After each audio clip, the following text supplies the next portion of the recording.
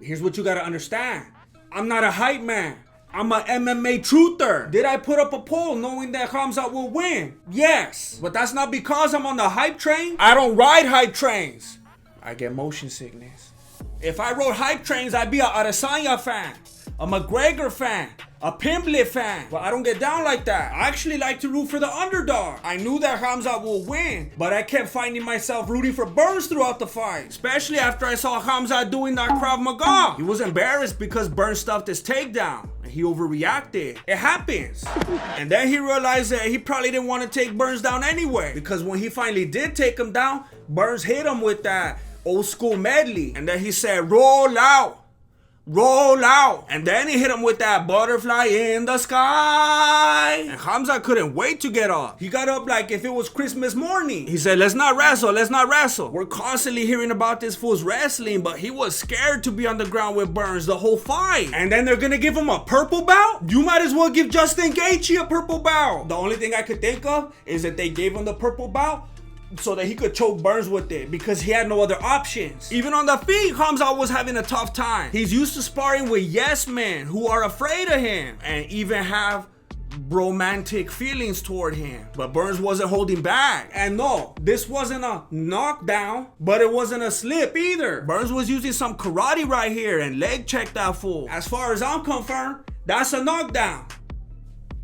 But nobody's talking about that because right after that was this more obvious knockdown from the hype train, which was a little confidence booster for Chimaev. A lesser referee probably would have stopped this. And after Khamzat realized it was going to keep going, he knew that he better get up. Apparently, this is how you earn a purple belt in BJJ. Khamzat walking around with that belt is like Masvidal walking around with the BMF belt. The only thing that Chimaev grappled with was insecurity. He didn't want to wrestle, but he couldn't find his rhythm on the feet either. And then he didn't finish in the first round. That's already kind of a loss for Chimaev, and it affected him mentally. That's why he got beat up in the second round. He snapped and didn't want to let go at the bow. Then he swung after the bow and hit the ref. He was a mess. And I'm not the only one that noticed.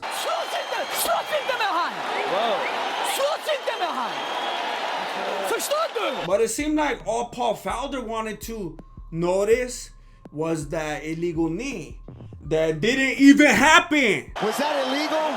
The knee? Yes, this looks sketchy. I don't know if he was trying to knee him and he missed, or if he was gonna knee him, realized it was a bad idea, and decided not to land it. Either way, what are you talking about, Paul Felder? He didn't make contact. You're talking about a hypothetical situation. After having such a dominant round in the second, I don't know how Burns came out looking so sluggish in the third. And Khamzat even checked his oil real quick to see if maybe that was the reason. But Darren Till gave him a dirty look, and he stopped right away, so it was inconclusive. Burns was able to find his second win, and he made sure that it was a close fight. It was so close that Chimaev's coach was telling that fool he better look like a winner. And it was a close fight. Listen, don't be annoying.